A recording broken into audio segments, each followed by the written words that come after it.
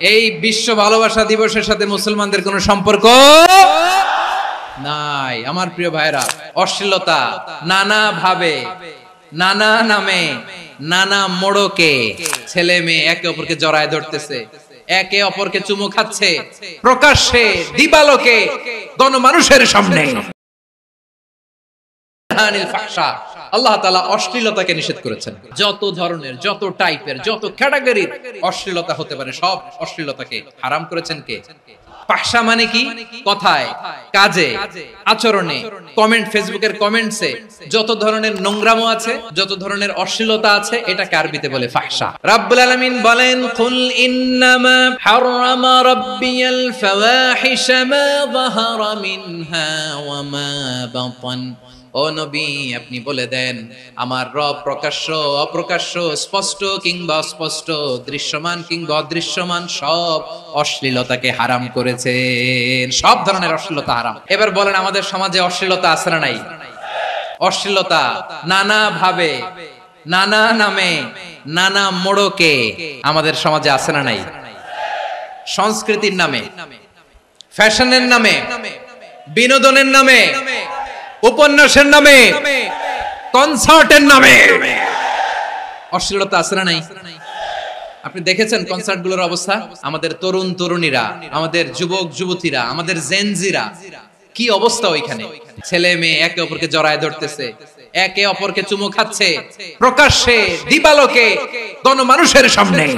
রূপালী জগতের নামে অশ্লীলতা আছে না নাই? এই টার্মটা আপনারা জানেন না? রূপালী জগৎ আসলে কি রূপালী জগৎ না অন্ধকার জগৎ? আমার বোনেরা, আপনাদেরকে যে কি বলে তারা বুঝায়, রূপালী জগৎ শুনেই আপনি ভরকে যাবেন না। রূপালী জগতে যে নারী যত বেশি উলঙ্গ, সে নাকি তত বেশি সাহসী। বলে এটা একটা সাহসী নারী, খুব সাহসী পদক্ষেপ তার। যত বেশি শরীর থেকে কাপড় নামাতে পারবে, যত বেশি বস্ত্রহীন হয়ে নিজেকে প্রেজেন্ট করতে পারবে, সে নাকি তত বেশি সাহসী। আমার চট্টলার ভাইয়েরা, শয়তানের প্রথমে এজেন্ডা ছিল বনি আদমকে বস্ত্রহীন করা। সে আদম এবং হাওয়া আলাইহিস সালামকে নিষিদ্ধ গাছের ফল খাইয়ে তাদেরকে বস্ত্রহীন করেছে। এই জামিনেও সে আমাদেরকে বস্ত্রহীন করতে চাইবে। এই রূপালী জগতের নামে তারা এটা করে। আমার প্রিয় বোনেরা, আপনি জানেন না আপনার দাম কত? ওরা আপনাদেরকে বিজ্ঞাপনের সস্তা পণ্য বানাতে চায়। ওরা আপনাদেরকে ওদের ভোগের লিপসার টুলস বানাতে চায়। আপনাদেরকে দিয়ে ওদের খায়েশ পূরণ করতে চায়। এটা আপনাদের জন্য মোটেও ডিগনিটি নয়, এটা আপনাদের জন্য সম্মান নয়। আপনার সম্মান শালীনতায়, আপনার সম্মান হেজাবে, আপনার সম্মান ভদ্রতায়, আপনার সম্মান আপনার ডিসেন্ট পোশাকে। পোশাক বলে দেয় এই নারীটা ভদ্র না অভদ্র। পোশাক বলে দেয় এই মেয়েটা কোন ঘরের মেয়ে। আপনি জানেন না, আপনারা সস্তা পণ্য বানায়, ভোগের পণ্য, বিলবোর্ডে আপনাকে উলঙ্গ করে উপস্থাপন করে। এই অশ্লীলতার সাথে ইসলামের কোনো সম্পর্ক। এজন্য আল্লাহ বলেন, আমি অশ্লীলতাকে হারাম করেছি। অশ্লীলতাকে হারাম করার প্রথম কারণ হলো এর মাধ্যমে মানবতাকে অপমানিত করা হয়। কারণ মানুষের সম্মান মানুষের পোশাকে। মানুষ যখন পোশাকহীন হয়ে যায়, বস্ত্রহীন হয়ে যায়, তার সম্মান কমে যায়, ঠিক কিনা? অশ্লীলতাকে হারাম করার প্রথম কারণ হচ্ছে মানুষ মানুষকে অপমান করে। একটা নারী, সে তো সম্মানিত, নারী যে কত সম্মানিত, নারীরা এটা বুঝেই নাই। বিশ্বনবী বলেন, আদ-দুনিয়া কুল্লুহা মাতা ওয়া খায়রু মাতা'আদ দুনিয়া আল মারআতুস সালিহা। আমার বোনেরা, 5টা প্যান্ডেলে আপনারা এলইডিতে আমার আলোচনা শুনছেন, আমি জানি।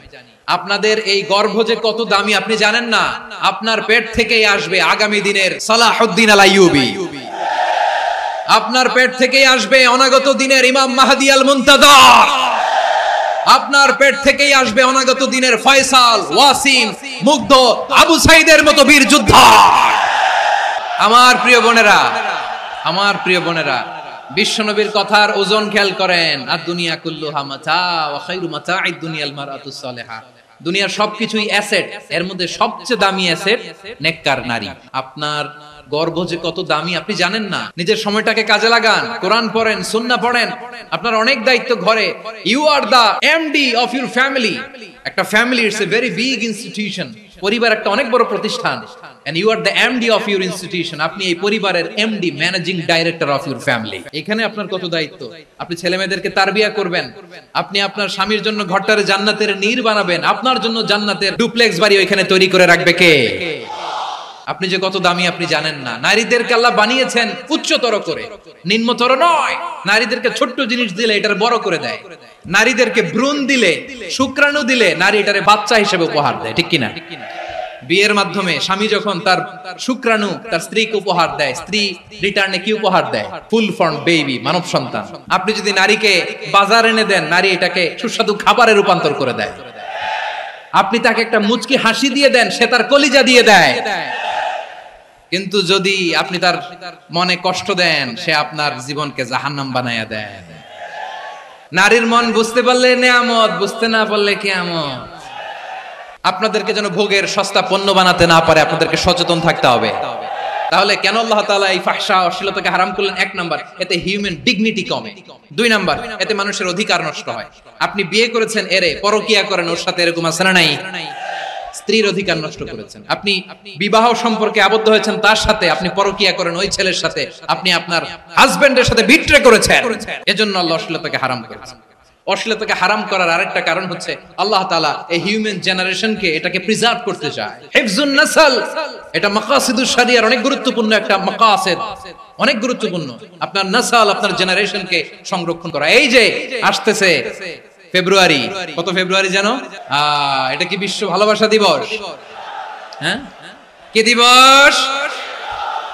এই বিশ্ব ভালোবাসা দিবসের সাথে মুসলমানদের কোনো সম্পর্ক নাই। আমার প্রিয় ভাইরা, এই যে আপনি অবৈধ সম্পর্কে জড়ালেন, কেন আল্লাহ অশ্লীলতাকে হারাম করেছে? দেখেন, বলতেছিলাম যে এটা আপনার নাসল, আপনার জেনারেশন, আপনার লিনিয়েজ, আপনার বংশকে প্রিজার্ভ করা। কে কার বাবা, কে কার মা, বাবা মা জানা, প্রজন্মকে প্রিজার্ভ করা, এটা ইসলাম ওয়াজিব করে দিয়েছে। এই যে অবৈধ সম্পর্কের কারণে, বিশ্ব বেহায়া দিবসের কারণে, এগুলোর আউটকাম, আউটপুট হিসেবে মাঝে মাঝে ঢাকা মেডিকেলের ডাস্টবিনে নবজাতকের বাচ্চার কান্নার আওয়াজ শুনতে পাওয়া যায়। চট্টগ্রাম মেডিকেলের ডাস্টবিনে নবজাতকের কান্না শুনতে পাওয়া যায়। বীর চট্টলার মুসলমানেরা বুঝতে পারলে আওয়াজ করে বলেন, এই যে চট্টগ্রাম মেডিকেলে যে নবজাতকটা পাওয়া গেল, ওর বাবাকে আমাকে বলেন, ওর মাকে, ও কোন ফ্যামিলির সন্তান কেউ জানে? আপনি হিউম্যান ডিগনিটিকে অপমান করেছেন না? আপনি তার ভবিষ্যৎকে অন্ধকার করেছেন না? আপনি তার লিনিয়েজকে প্রশ্নবিদ্ধ করে দিয়েছেন না? এই জন্য আল্লাহ তাআলা অশ্লীলতাকে আমাদের জন্য হারাম করে দিয়েছেন। পড়েন সুবহানাল্লাহ। এই জন্য রাব্বুল আলামিন বলেন, কুল ইন্নামা হারামা রাব্বিয়াল ফাওয়াহিশা মা যাহারা মিনহা ওয়া মা বাতান। প্রকাশ্য অপ্রকাশ্য সব অশ্লীলতাকে হারাম ঘোষণা করে দিয়েছে কে? আবার দুনিয়ার বুকে যারা অশ্লীলতার প্রসার করে তাদের জন্য শাস্তি মজুদ রেখেছে কে?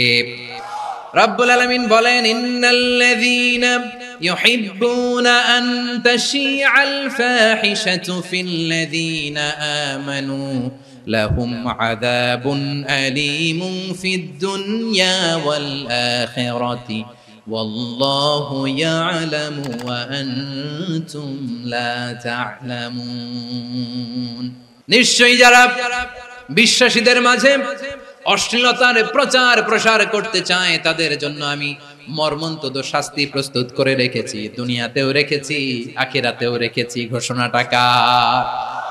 যারা এই নাটকের নামে, সিনেমার নামে, রূপালী জগতের নামে, মুভির নামে, ওটিটি প্ল্যাটফর্মের নামে আমার সমাজে অশ্লীলতা ছড়াতে চায়, তাদের জন্য কঠিন মর্মন্তুদ শাস্তি মজুদ রেখে দিয়েছে কে? ও আমার বোনেরা, এখনো আপনি জাগবেন না? এখনো আপনার চিন্তার দুয়ারে এখনো নাড়া পড়ে নাই? ওরা আপনাকে উলঙ্গ বানাতে চায়, ওরা আপনাকে আইটেম গার্ল বানাতে চায়। এজন্য ইসলাম অশ্লীলতাকে হারাম করেছে। হারাম। ইসলাম বলেছে যোজন যোজন দূরে থাকো, ওরা বলে না কাছে আসো, কাছে আসার গল্প, ক্লোজ আপ ওয়ান, কাছে আসার গল্প আছে না নাই? তাহলে অশ্লীলতার সাথে আমাদের কোনো সম্পর্ক? আমরা এই সমস্ত ক্লোজ আপ ওয়ান, কাছে আসার গল্পের প্রোগ্রামে যাব? আমরা কোন ধরনের অশ্লীল কন্টেন্ট সোশ্যাল মিডিয়ায়, টিভিতে দেখব?